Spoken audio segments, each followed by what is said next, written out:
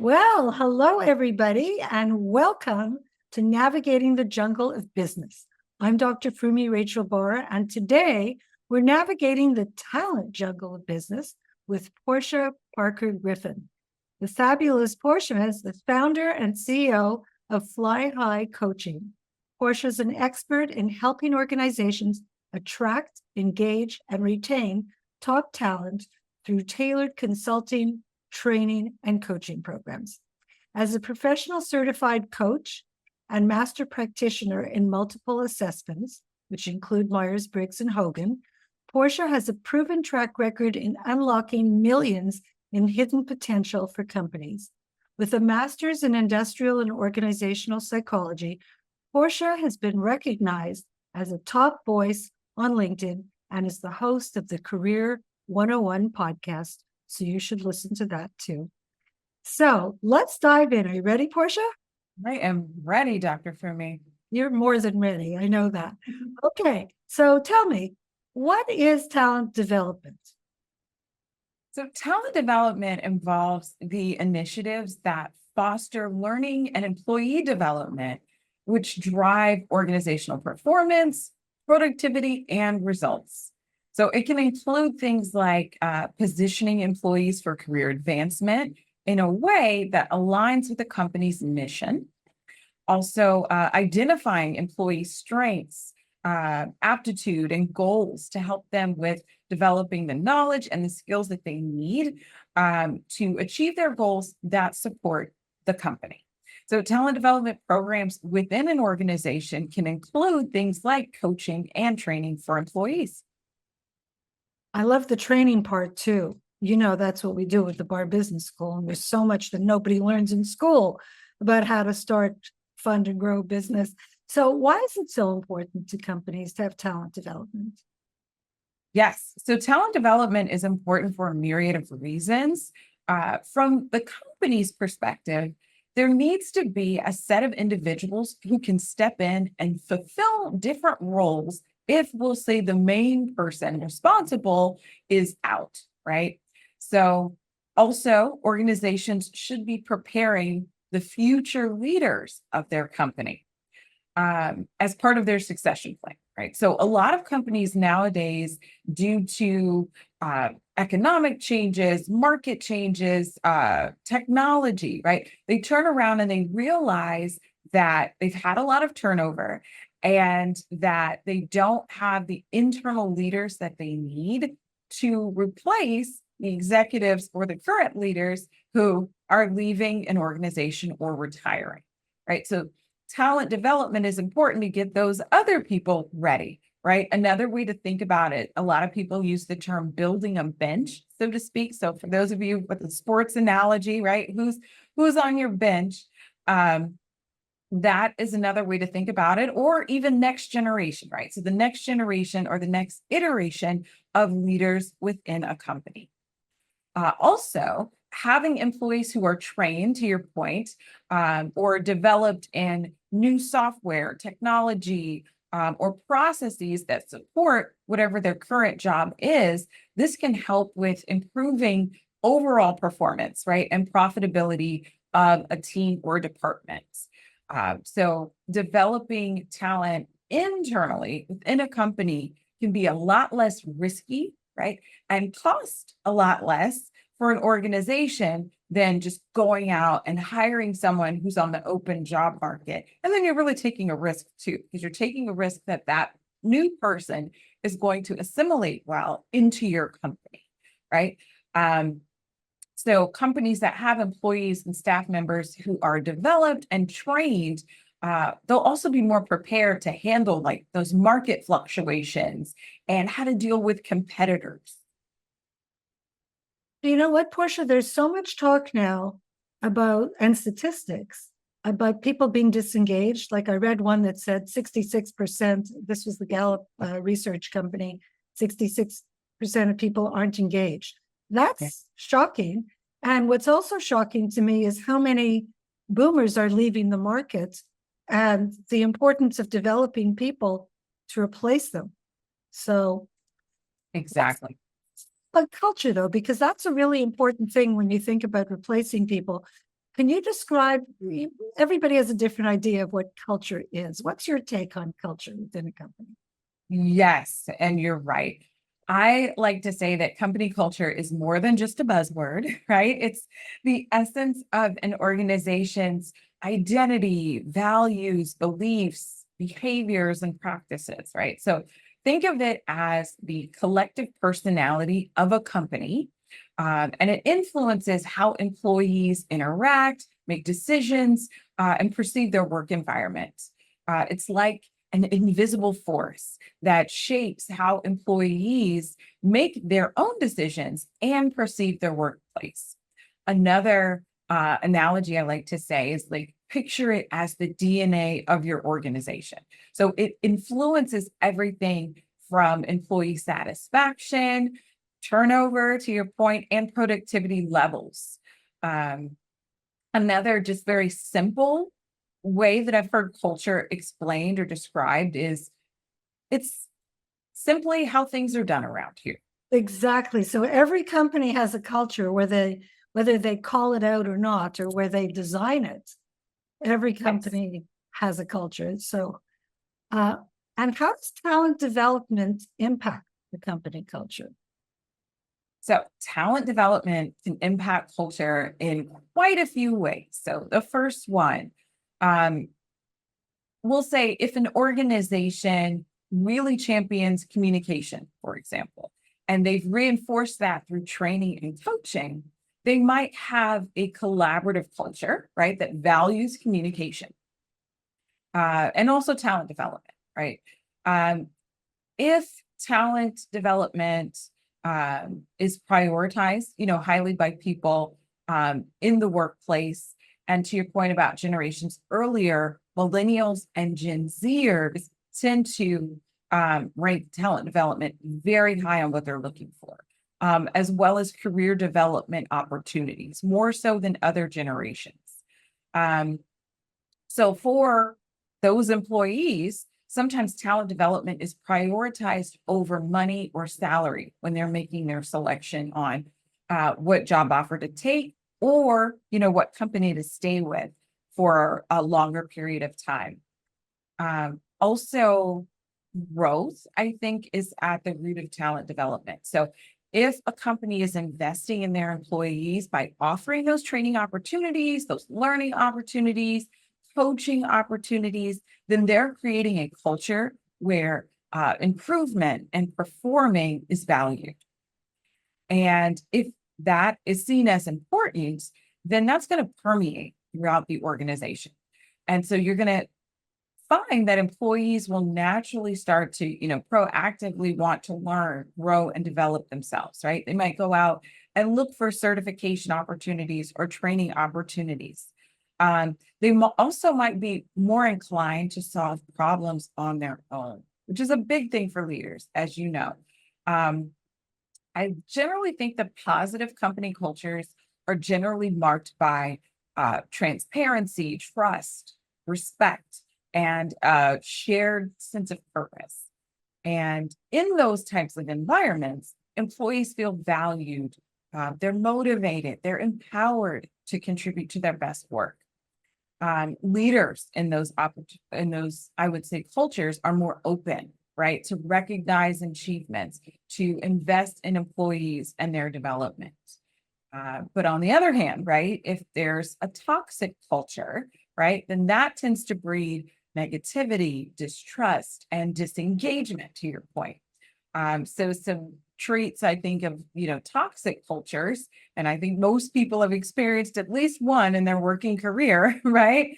Those are, micromanagement, lack of transparency, favoritism, what I call, fear-based leadership approaches, right? And all of that erodes morale, it stifles innovation, and then it ultimately undermines organizational success. You know what, Portia? It used to be that companies would offer MBA programs, for example, but everything has gotten so expensive, they don't Right. offer it anymore. And I was kind of surprised to hear that even when they do offer people to take courses, if they leave the company, they have to pay the company back. Yep. It's a discouraging thing. So that's kind of why we created the courses that we did in the Bar Business School. We have courses for small and medium-sized businesses about workplace etiquette. Who knew that coming back from the pandemic, people wouldn't know how to behave? Yes. Managing today's workforce, which is so critical. And also with all the remote work, how do you feel about that and its impact on culture and talent development? And that's a great question. Remote work has definitely changed the environment for a lot of companies. Um, I think that remote employees can be engaged as well. There's also this kind of, I think it's a stigma that, oh, if people are remote, then they're not collaborating, then they're not creative, they're not engaged. I don't agree with that. I think that for remote employees, you have to be more intentional about getting them together, right? And setting those meetings and creating events, because the kind of water cooler conversations just don't happen naturally. So I think in those instances, it's up to the organization to have more just kind of getting together, networking events, getting to know you kind of events to really promote that culture. And you know what I would add to that? One of the companies that I work closely with, every single meeting, when we first started a meeting, we each contributed one of our core values. And if someone was late to a meeting, their punishment was they had to know all the core values. And that really, but that really allows people to know what's important. One of our core values at the Bar Business School is family first, both human and furry. Yes, What there that are a means lot of mom, I call them dog moms and cat dads out there. I'm a Yeah.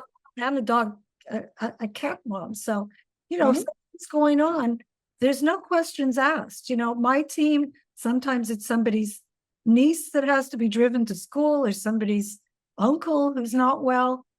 And that we don't skip a beat. We just say, go take care of your family. And I think that's a critical one that I'm, for one, am very proud of. So who should be responsible in a company for talent development? Whose job is that? I love that question too, Dr. Frumi. So a lot of people just assume that talent development should only be HR's responsibility or the talent, department's responsibility.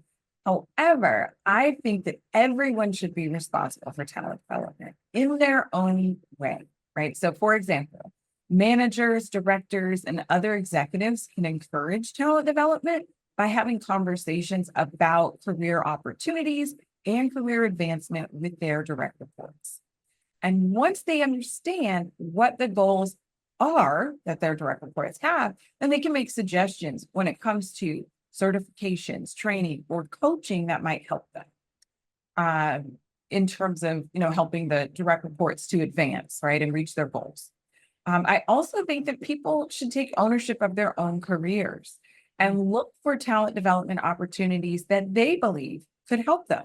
And once they find out kind of what those are, they can proactively, right, talk to their manager about if the company would sponsor, to your point, that MBA program or a training or a coaching program, right? And by sponsor, I mean pay for it, right?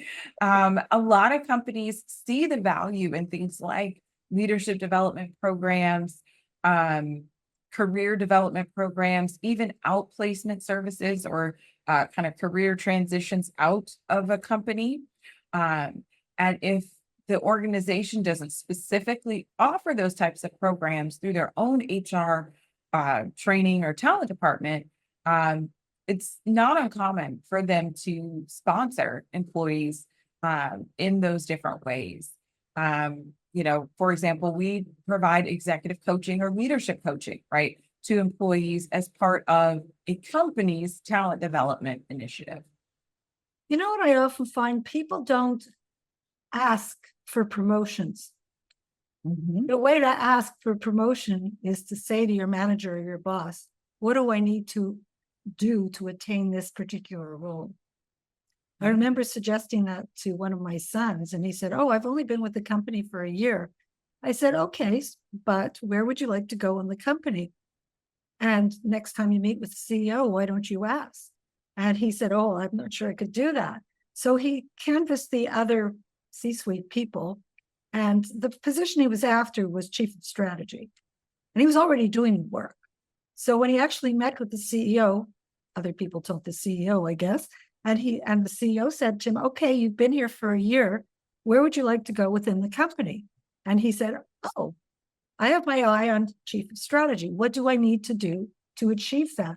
And the CEO said, it's yours. I just need to get board approval. Wow. And too many people don't make that ask. And even if the answer is, well, you have to be here for 3 years and you have to blah, blah, blah, accomplish these goals, still, people know what they need to do when they have their roadmap. Exactly. And even if that CEO had told your son, hey, well, I'd like you to develop, your leadership skills a little bit more, or your communication skills, or, some other technical skill, your son would have then known that, right? And then he could have worked on his own talent development to get to that role. So that's great for your son. Well, I'm a coach too, right? Yeah. So he's got some secret help. I've been known as a secret weapon to CEOs. So how can leaders promote talent development in their company? And who is a leader exactly? Can you be a leader from any place at the table? Another great question, Dr. Frumi. I personally believe that yes, I believe anyone can be a leader, even if you are technically what a lot of companies call individual contributors. Even if you don't have any direct reports that report into you, I do think that everyone can be a leader. Now that being said, I have definitely coached and worked with some employees that said, "Hey, I don't want to be a leader." So to each his own, but I don't think you only have to be a manager with direct reports to do that. Sometimes it depends on the stage of your career. Like if you have small children at home and it's going to mean 80-hour weeks, then you wait. I mean, it certainly happens a lot to women, right? Yes, it absolutely does. It absolutely does. And just other family obligations to that point, Dr. Frumi, I've had clients who had, an ailing family member, right? And they, had to make a transition for a while, to, take care of that. But to your point about leaders and promoting talent development, I think having active conversations with their team is really, really important. So creating an open forum for employees to share their thoughts about career advancement and talent development can be really helpful. Also, I think that a challenge that some companies have is they don't create that open environment, right? So they just rely on employees to bring up the conversation, maybe in a performance review. And I do not think that's the most effective way to handle talent development, because I've seen so many employees just leave a company and go to another organization. And a lot of times they're motivated by talent development opportunities that other companies are freely offering, promoting, talking about, or sponsoring, right? Paying for their employees. Looking at career advancement opportunities is generally one of the top things that a lot of people look at when they're evaluating a job opportunity. So if your company, is not proactively having that conversation, then it's definitely time to start that, because, people will think of it as an incentive and go to a competitor. And everyone wants to leave a company better than when they showed up. So they want something. And everybody thinks it's about money, or many people think it's about money. I shouldn't be generalizing like that.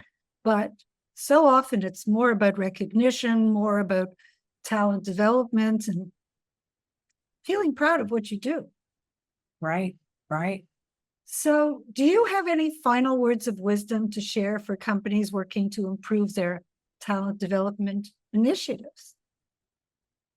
Wow. So there are so many things I could share here, but I think if I drill it down to what might be most helpful in a tip is to make sure that your company has done what we like to call some kind of organizational assessment. Some companies do annual culture surveys. Some companies do employee engagement surveys. They might do those annually or every few years. Any data like that can be helpful in getting some insight on talent development. Also, you can look at how long employees are staying at your company, right? What are those turnover rates? We actually help companies by performing organizational assessments that consider culture. We look at, talent development within that.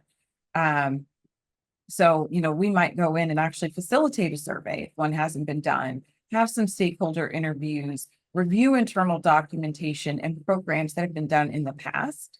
And it's really about assessing all of that information and understanding where the culture currently is, what the talent development efforts currently are, and then deciding what next steps there are. I love it. So take a few minutes to talk about your podcast too. Yes. I want to hear about that. Career 101? Yes. And it's actually kind of similar to the idea that you have with this podcast and with your business school. But I realized after over 10 years of coaching that so many people were never, shown how to navigate their careers. So I like to say that we talk about, it's for ambitious professionals and seasoned executives. And we talk about everything that you were never taught or told when it comes to career growth, development, and change. So I like to have themes and series. So we have a series on culture. We have a series on leadership. We have one on leadership development. Just so many different topics that I think affect people throughout their career. And you have just joined our metaverse as a service provider, so our listeners can actually reach out to you. So that's exciting. I'm very excited about that. And how else could our viewers contact you? Fly coaching. Absolutely. And thank you for welcoming me into the metaverse, Dr. Frumi. You can find us in a few places. So if you want to connect with me, I am on LinkedIn most frequently. So you can just type in my name and find me there. Also, you can find out everything about Fly High Coaching on our website. It's fly, FLY dash high, HIGH, coaching.com. I love it. So everyone, I'm Dr. Frumi Rachel Barr. This is Navigating the Jungle of Business, and I'll see you next time. Thank you, Portia. This was wonderful. Thank you. Thank you, Dr. Frumi.